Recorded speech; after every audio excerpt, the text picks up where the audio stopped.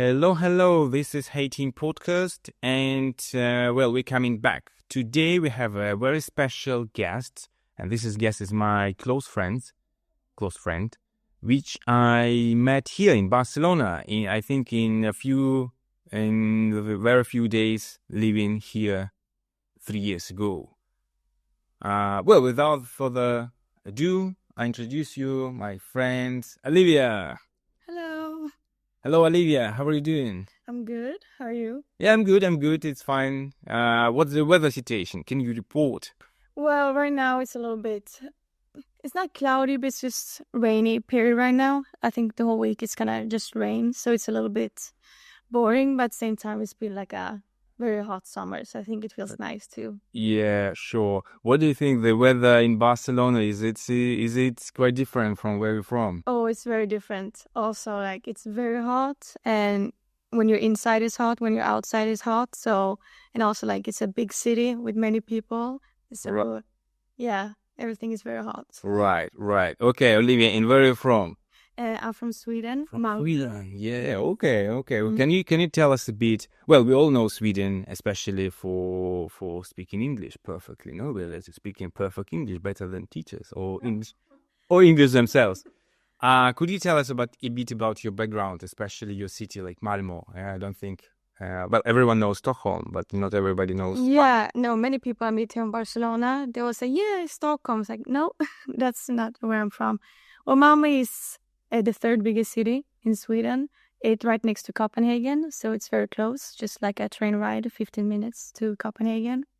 It's a very nice city, very multicultural, very nice people. Yeah, it's a very nice city. Is it a big city? It's like the second... third biggest city. Third biggest city. I think we're around 400,000, so it's not compared to... for Europe, it's not that small. Yeah. No, okay, for Europe, it's okay. Okay, Olivia, what do you do? Right now, I'm just... I got laid off from my work, so right now I'm just... chilling a little bit, right, and really enjoying Barcelona right now and doing my own things. But hopefully start studying soon. Finally, you have some time to enjoy your life in Barcelona without studying or working. Yes, that you're enjoying the weather, no? Your favorite hot weather. Yes, no? absolutely. Okay. Well, now it's a nice autumn where we can definitely explore the city or surroundings. Mm. Okay, why did you come here in the first place? What attracts you now, and maybe what attracted you in the past to go to Barcelona to study here and to live? Actually, the first thing is that I wanted to learn Spanish because my cousins have Spanish. So I grew up like hearing the language. Of course, I didn't understand anything. And then 2019, when I graduated high school, me and my friends came to Barcelona for the first time. Oh, so you'd been here before? Yes. Mm-hmm. Yeah, one time. It was just like a week, but I loved it. Right. And then back to Sweden, and you start working and everything. And then I was supposed to do a travel around Europe. But then Corona came, so it got canceled. Right. And then you just continue working all the time. And then me and my friend decided, no, we need to do something. And remember that we really love Barcelona. So we decided to come. Okay. And you decided that it was like you decided, okay, we need to go to for half a year or for a year, or how was this decision? We want to move, or we want to just leave for a while, because now you've been living here for how long? For 3 years, 3 years, right? Yeah. So was it kind of a plan in the beginning? So you wanted to leave, to move out from Sweden, and you live in another place like Spain, or it was just, I don't know, you just decided, okay, let's go for a week and then decide? Actually, we were just planning to stay for 6 months, just to like have another picture of the world, I guess, and try to experience new things. And then we studied Spanish for 6 months, and they were like, we really love this place. So it became 6 more months, and then 6 more months. So it's always like, we're always prolonging the stay. Right. And you studied that that time, no? Yes. Studied Spanish Yes. and okay, and acquiring the culture. Huh? Yeah. Well, right, Olivia. And what were your first impressions when you arrived in Barcelona, or well, about Spain or Barcelona? Do you still remember them? My first impressions when I was moving here, I just remember because my parents came here with me and my friend, and I just remember like walking the streets of El Gótico, and I was like, oh, different kind of people, a lot of sounds, a lot of people, different kind of Smells. the smells, the pee on the streets in El Gótico. No, just a very different structure of houses, and I don't know, just it's many different impressions, and yeah, and I just learned now that you really got used to all these things around. Right. Yeah. Do you notice that you are used to? Yeah, no, because I also can say that sometimes I just need to, I think, to take some time to stop myself and to appreciate where I live, or just where I wanted to live, and now I live here for some years. And I think through these years, I kind of lost to be this kind of impression of this, wow, this architecture, these people, this multiculturalism, no? Yeah, for sure. Like in the beginning, the first week, I was like, how can I stay here? Because I come from, well, Barcelona is a big city. I come from Malmö, and there's a lot of people and sounds and movements everywhere. So coming from that to not that much movement, it was like, will I get used to this? Right. Well, especially living in Grecia, no, one of especially on the famous the Carrer de Verdi, no, the famous street, which we didn't know in the beginning. So when everybody asked me like, where do you live? I was like, Verdi. And they're like, wow. Well, and I didn't know anything about it. Right. Yeah. Here it's like a tourist, well, maybe not tourist, but especially for locals. No, everyone knows this street. It's the famous street. Yeah, and you were lucky, to get. Yeah, very lucky. Yes. Right. Could you share some of your experience of apartments? What was your first apartment? How did you get it? And what problems you encountered? And maybe someone would be interested in this. So I think it's very important. Like the first rule everybody says is that do not found an apartment when you're in your home country and sign a contract and pay the deposition and everything like that, because it's a lot of scammers everywhere in Barcelona. Right. It's a very big issue. So what we did, we booked a Airbnb for 2 weeks, and we didn't know anything about it. So it was like, okay, these first 2 weeks is to find a place to live. So we did that, and there's a famous site called Idealista, and where you can look at apartments, your price range, how big you want it, and everything. And then you contact them, but mostly it's better to call, because just to contact in Idealista is not. It can take a long time, or sometimes they don't even answer. They don't? No. So call them, and then you look at the apartment, and then you tell if you're interested or not. So we found this just after 1 week in Gracia. Me and my friend shared a whole apartment. But that was we were very lucky. You were very lucky, yeah. A good apartment for not a very big price, especially, well, because I just know the price and stuff. So yeah, I can say that. Well, especially now. No, now it's kind of a big problem. The price is crazy. Yes, it's because I just moved to another apartment now, and it took me months to find a good one, especially with the price, because it's very high. Even though now you speak Spanish, you understand the culture, more or less, and you understand the city vibe, no? Yeah. Okay. There are some problems. No, what do you think? Are there many problems like in Barcelona, especially in like cultural differences from Sweden and Spain, for you to adjust, to deal with, maybe on everyday basis, or maybe sometimes that you because you're still here, no? You're not coming back, because I know some people, they come, they live here for a while, maybe for a year, then no, I think it's not for me, especially like Barcelona. It's a beautiful, I would say the Barcelona is a beautiful color, but then you have so many problems. Yes. I think the problem or something to adjust is that you come from your country and you know how things work, and then you come to a different country, a city, and everything works differently. Like in Sweden, many things is online, you can apply for, and the process goes much faster. Here you have to book cita and to the office here. And wait for it for months. Everything takes a little bit longer here, and that's what you have to be prepared for.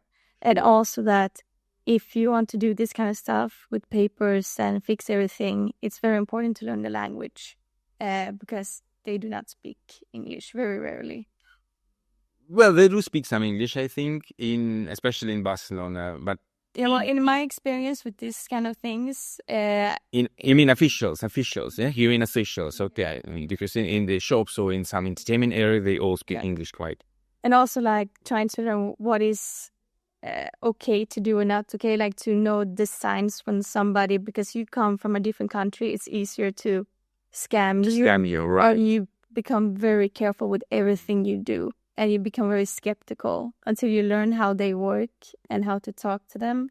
It's a different way you have to learn through time. Right. Now, sorry, a bit off topic, but I'm just can't help asking. I wonder if the amount of scamming in Scandinavia, I mean in Sweden, the same, or it's like much less. No, for me that's why like it's been such a big change for me, because you have to think about things I did not have to think about in Sweden, and you have different procedure in Sweden when it comes to legal stuff than did have here. And also I think because it's a very touristic place, right? They make a lot of money to scam people. In Sweden, we don't have the same kind of tourism, and you don't really have that. Even like opportunity. So as a scammer or as a criminal, you don't have that much opportunity. So you... When it comes, for example, housing and that kind of stuff. Yeah, and like the risk is high, and you don't have that much of a opportunity to do that, no? To risk this, I don't know, your life, or they're still risking, no, even here. Yeah, of course, everywhere it can be scammers. It's just that here it's very, very common. And robberies as well. It's not just like scam like on the internet, no? It's like robberies everywhere, and also owning your own apartment here. It's something called ocupas, for example, where they have like a rule in Spain that if somebody gets into a house and they stay there for 48 hours, it's their house. Nobody can kick them out. Right. Like that rule for us. And when I speak to my Swedish friends, they're like, "That's not true." Yes, it's true. That's unfortunately, I think Spain famous for this ocupas, or in English is squatters, as they squat a place. Well, there are actually some kind of rules of this. It's not exactly as you say. But well, I think we need the whole podcast only for this question. It's quite a big question. Yeah. So I think we will definitely talk about this problem later. But I just want to say that if you have a property, and if you are registered there, like you have el padronamiento there in this property, you live there, and this is the only your property, they would kick them out. So only in this case, if you are the owner, and if you live there, if you just went for a vacation and then you come back and you have these ocupas, so you can't keep them out. But if you have other property, so you don't leave them, they need it more than you, so they can leave it here. Yeah. And that's a big problem. Yeah, that's why a lot of people actually afraid, I think, of buying property here or invest. Yeah, and that people even wants to rent out rooms, they can just stay there. Like, it's a very risky business also. It's a risky business. Yeah, even if you have a contract, at some point they can just stop paying you, and you can't do anything with this. Right. Okay. Okay. On this note, let's move a bit. From the bad stuff. Yeah. What cultural differences which you noticed between Sweden and Barcelona, or Sweden and Spain? maybe in general? I would say the first one is, well, it's because it's Barcelona, a very touristic place. There's people from all over the world, and you meet so many different kind of people, which is different.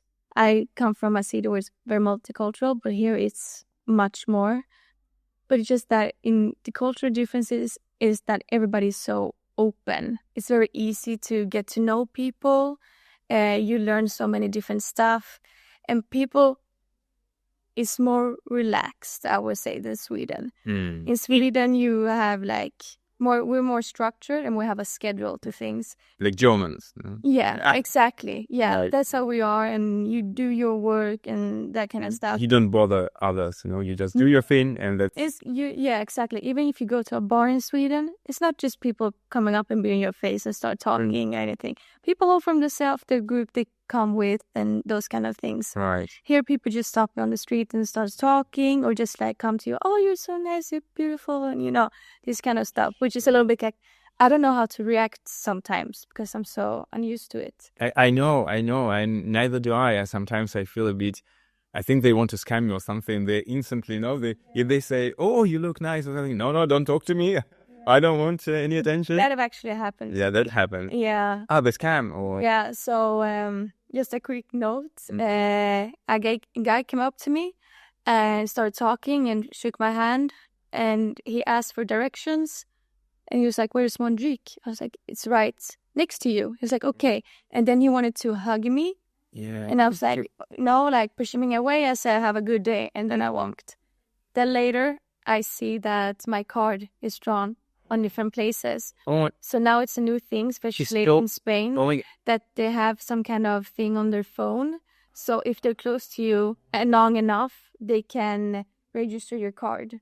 Oh my God, thank you for telling us this. Thank you. Listeners, be careful, especially if you go to Barcelona. But I think it's everywhere, no? It's because I think I've heard this kind of rumors, but even in Russia, in different countries, though not that much, that they now have this kind of devices, how they can say. Exactly. But it's not just he copied your card or something. Yeah? He took some information because the transaction was at that time or later.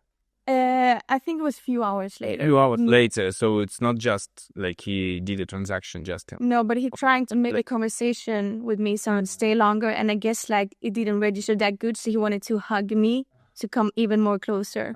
So yeah. I think he wanted to hug you for stealing, your... Yeah, I was holding my bag, so I looked like I had my card, but then I heard that it's very common. Yeah. So you lost something? Or yeah, I had to cancel my card. Did you lose much? No, on this occasion? Or you stop when you notice? 150 euros. Oof, it's still uncomfortable. Yeah. But I blocked it, and then they tried to pay more, but it was cancelled, so it didn't went through the payment. Okay. No, that's horrible. That's a horrible thing, unfortunately. Yeah, that's one of the negative. Again, this negative thing in Barcelona. Okay, there's something positive. Give us something positive. Well, for me, coming from a country where everything is very structured, it's been very nice to come to a place where it's more calmer. And also this thing like the siesta, for example, right, which can be in both good and bad, but it's just very calm, especially if you're studying. Mm-hmm. It's very nice. And when it's siesta, it's very nice to just go out and sit somewhere, and it's very calm and it's very nice. I really like that.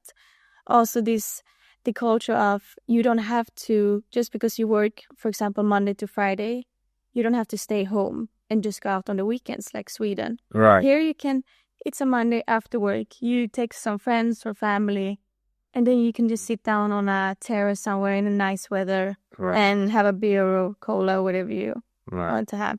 That's what I really loved about it. And yeah, that's for sure. And the weather, to me, I think the main reason. I think the weather is so.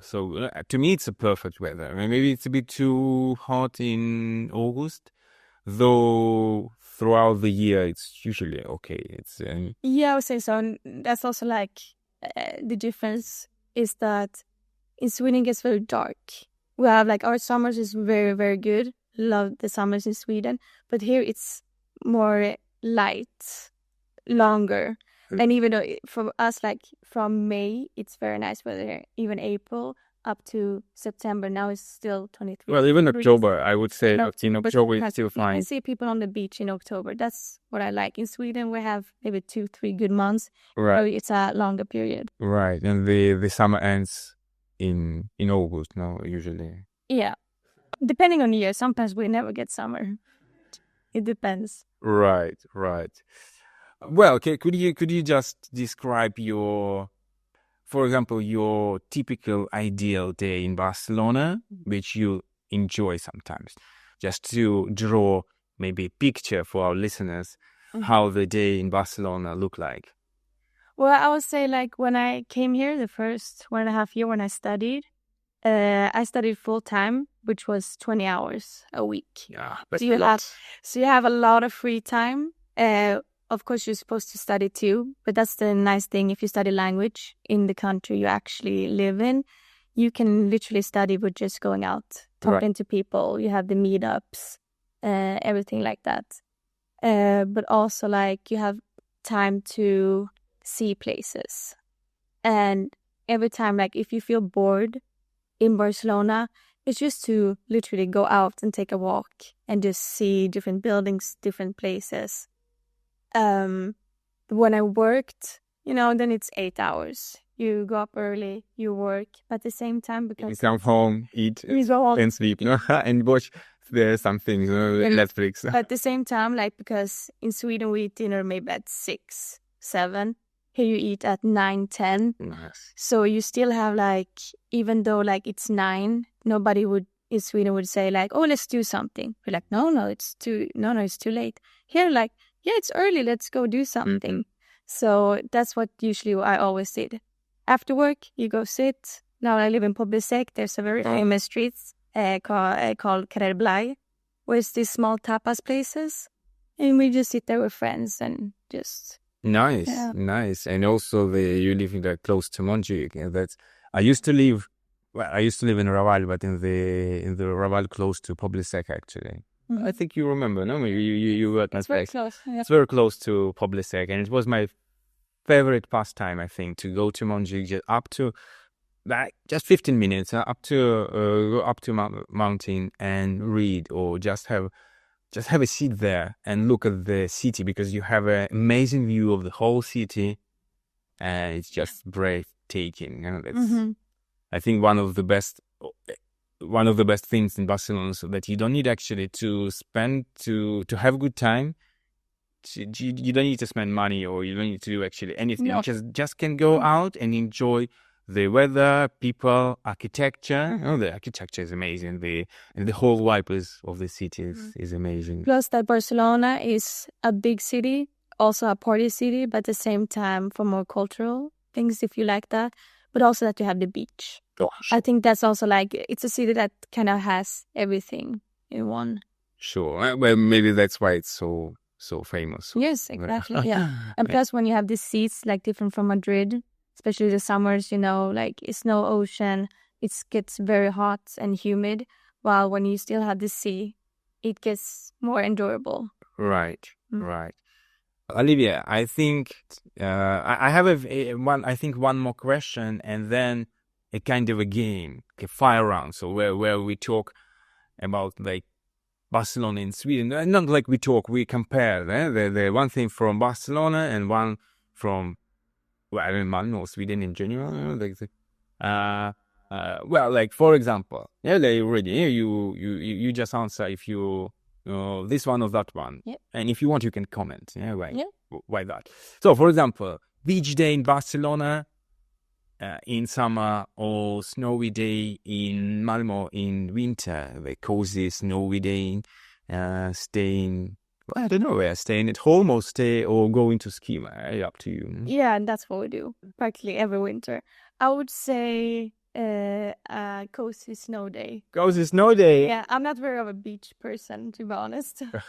Okay. Or maybe snowy day in Barcelona, which has never happened. No. I mean, it happened one time and the whole city went chaotic. Right. Metro stopped working, buses stopped. Would you like to see that here, no?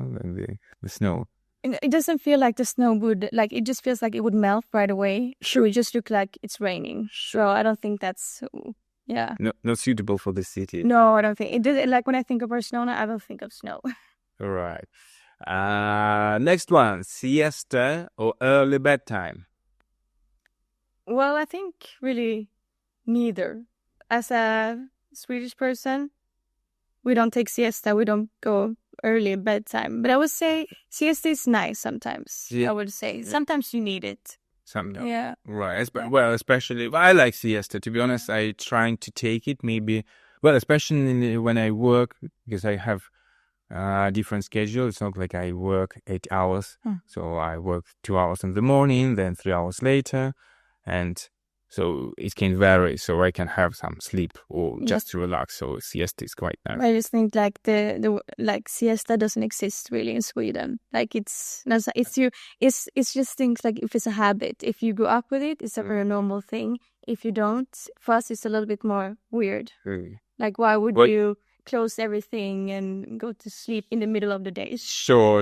It's like a culture shock for in the beginning. Yeah, what is going on where everything is closed, especially if you go to some small places. No, like in Barcelona, you can find a lot like open, but Gracia, for example, no, it's closed. No, I mean even if you go to small villages, that's then it's totally it's like it's everything is closed. Yes, like on Sunday. Yeah.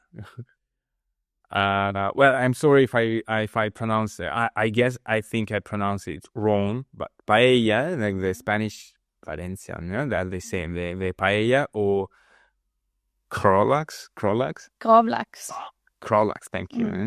In my southern pronunciation. Okay. Krolax, yes. I think I have to say Krolax. It's very into seafood. But paella, actually, the original paella with chicken and with meat, no? That's right. I think that's all right. And just for me, gravlax is usually something in Sweden you eat at holidays. So for me, when I see it, it's like a holiday thing. Special dish. Yes. And paella you can eat every day, so... Yeah. There's like special occasion. It's not that as Sweden, like, what for dinner today? Gravlax. No, it's not that common. Of course, like salmon. Yes, we eat, but not in the form. Could you please explain for our listeners who's not from Sweden for what this Krolax? Yeah, so it's salmon, but it's uncooked salmon. Like for example, sushi, but it's a little bit different, bigger pieces, and you have different spices, and even sometimes you get it in a jar also, where it has different sauces in it. So it's different kind of salmons with different spice and sauce. Sounds good. I should try it. Can I find it in on IKEA? The shop. No, they have a shop with some jars with something with some stuff. No. Yeah, you can find IKEA, but also in Barcelona there's a Swedish store called Supermercado El Sueco, and they always have it. And they have it prepared. Yeah. Everything. So it's nothing you cook. You just open the package and eat. Okay. And the next one, the Spanish fiesta. Yeah, by Spanish fiesta, we understand any festival, I guess, or some kind of celebration. Maybe let's have, because next one we have a Swedish midsummer. As I know, it's quite a big holiday. And like Spanish fiesta, not just fiesta, let's have some fiesta major, the fiesta major, for example, Gracia, or some big event in Spain, or this big event in Sweden, which one do you think? Well, it's a little bit difficult because they're very different. But I would say Swedish midsummer, because it's more like you hang out with the people, your friends and family.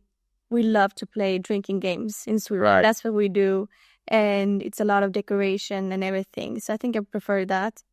But sometimes the Spanish fiesta is very like you hear music, you meet new people. I have to say maybe it's a tie, actually. Is it? Oh, yeah. Okay. Yeah. Okay. And also I think it can be, it's just fair to say that like Swedish midsummer, I think it's something that you wait for you are looking forward to for some while. Yeah. And fiesta here, it's like every month or every week. Just yesterday we had, I don't know, tomorrow, today, tomorrow and yesterday. So we have these 4 days of Marseille. And before that, we had the Festa Major, from different place, different neighborhood. Every neighborhood has its own holiday in this fiesta, so it's a lot of holidays. Yeah, but that's actually one thing I really love about Spain in general, that they have different kind of parties and gatherings all the time. And also that, especially when you study or you work here, and all of a sudden in the middle of the week, there's like, oh, it's no work or it's holiday. school. It's nice. Like, what kind of holiday is it? So it's like, it's all the time, which is very, very nice. And I really love that about Barcelona specifically. I agree. I love holidays. Yes. That's something. Even not even maybe sometimes just holiday as holiday, but I love just having a day off. That's the main thing. Well, next, to be our old town, there's the La Sagrada Familia, or Stockholm's old town. But old town is quite big, so I think it's different. Maybe you could tell us, maybe you have some buildings like which is like similar to Sagrada Familia, or there is nothing like. Well, I wouldn't say we have nothing in Sweden compared to Sagrada Familia. Of course, we have very nice buildings and old churches and everything, but not in that amount. Like when you see Sagrada Familia for the first time, it's like a wow feeling, especially outside. Inside is very beautiful too, but outside it's crazy when you see it. Stockholm's old town, Gamla stan, how we call it. It's more like it's very interesting if you like history and why is it called medieval town. And I think medieval history especially. And stuff. So that's very interesting. So I think the old town is interesting. You walk around old buildings, while Sagrada Familia is like a wow factor. Is it like El Gótico here, or it's still different? No, we don't really have something like El Gótico. No, it's more structured. And do people live there in this old town, or it's just for tourists? It's just for no. People live there. People live. Yes. Oh my God. Mm-hmm. But it's very expensive. I guess so. Well, I think it's more expensive than here, because here it's kind of custom. That's fine to live in Gótico or in Champlain. No, that people live here. Yes, it's expensive, but I mean not that expensive, because it's expensive everywhere. Probably sex is as well expensive. No? Yeah. So, but I mean, Old Town is more like it's not a trashy place. Mm-hmm. It's more finer. And it's not like people running around. Like it's very calm. And clean. Yes. I was there. I've been there. I know. I love Sweden. Well, what do you think about the La Boccheria, Mercado, or Swedish farmers market? Well, I will definitely take the markets here. Here? Yes, it's a much more variety of things. Food, things you can buy, purses. They have like everything you can find. And also like they have very much secondhand here. Cool. It's a very big thing here in Malmö too, but here it's very nice. You can find really like treasures when you go to this farmers market, but especially like the food, also because it's very different from Swedish food. It's very nice. You see all these vegetables and fruit, which is much better here in the south than it's in the north. They're fresher, no? Much fresher, and the variety. Like with colors of it, and it tastes different. Well, as I remember, it's actually the quality of vegetables or fruit in Sweden was quite good, the quality. Mm-hmm. Though I'm not so sure about the taste, because it looked like it was a bit unrealistic. No, it's artificial. It looked like artificial, like all of this, and it was quite expensive. Yeah, the problem is that we import from other countries, but they have to put some pesticides or something. Yeah, like let's say for a tomato.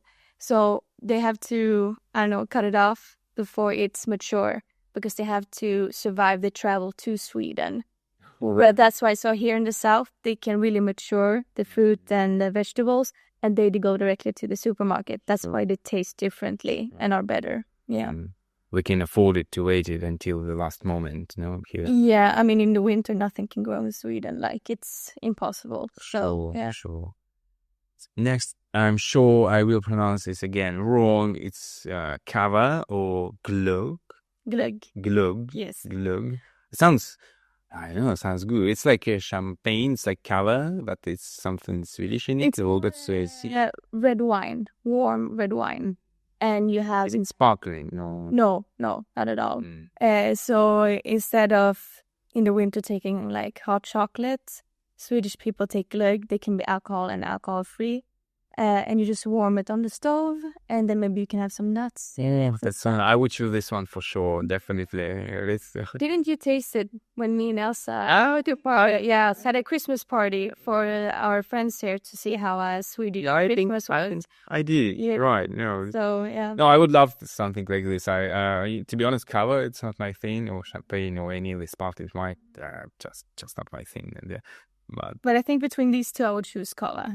Oh, interesting. Okay. Olivia, this one, I think, quite difficult choice. I don't know about fika, if it's a big thing in Sweden. Yeah, of course. Yeah, because I think it's about one of the most famous things about Sweden, like to having fika. No? Yes. What is it exactly? Can you explain it to listeners? So, fika is like a day little snack, I would say. But usually you meet at a cafe somewhere, or you're at somebody's house, and usually you have different pastries or bread, and you drink coffee. That's what you kind of do. Is it like 11 o'clock in England or something? No, 11 o'clock. No, right? What time? Later. So every break, maybe at work, maybe you have a little break between lunch and breakfast. You will still call it fika, but for me, like official fika is more like 1-2 o'clock. Okay. So like I grew up with like usually lunchtime, no? Yeah, or after. Or like if you don't want to eat a big lunch or anything, or you eat a big breakfast, you can have a fika. But also it's afternoon fika also. It depends. But I grew up like weekends, maybe you would eat lunch and then between an hour later maybe. Yeah, and like afterwards, like it's the weekend, so your mom calls you and like, oh no, it's fika, so there's coffee or the juice, and you have some pastries, and or like if your grandparents came, it was fika. That's what you did. Yeah. Do you do fika?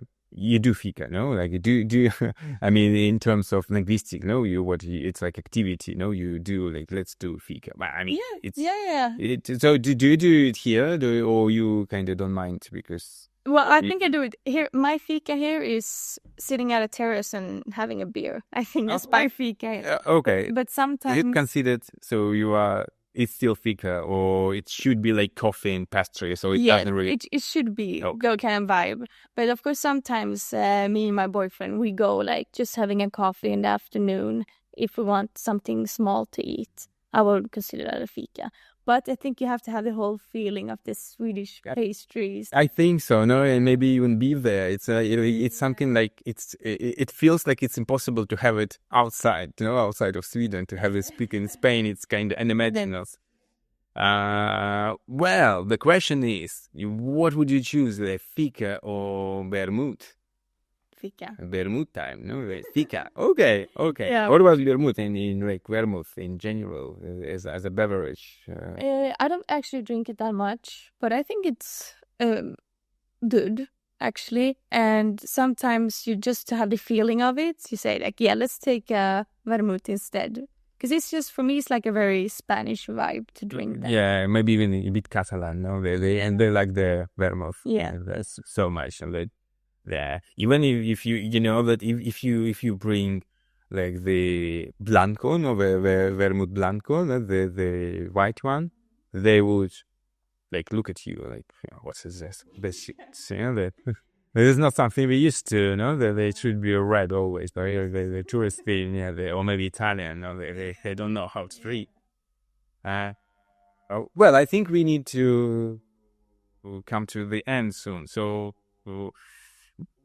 In general, what do you think? You would choose mostly as your habits, or as you still live here, so it means that you like your life here. Mm-hmm. Are you homesick?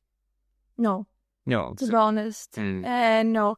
And I think I moved here also to get away a little bit from the Swedish culture. So no, I would not say I'm homesick. Like I don't miss having my life in Sweden. The only thing you, of course, miss is your family. But also, Sweden and Spain is pretty close to each other, so it's not far away to visit, or people come visit you. No, it's not like New Zealand or Australia. No, Yes. right. Okay, Olivia. Thank you for your time. Thank you for having me. Oh, thank you. Okay, goodbye. Ciao, ciao. Adios. Yeah. Adios. Adios. Adeo. Adeo.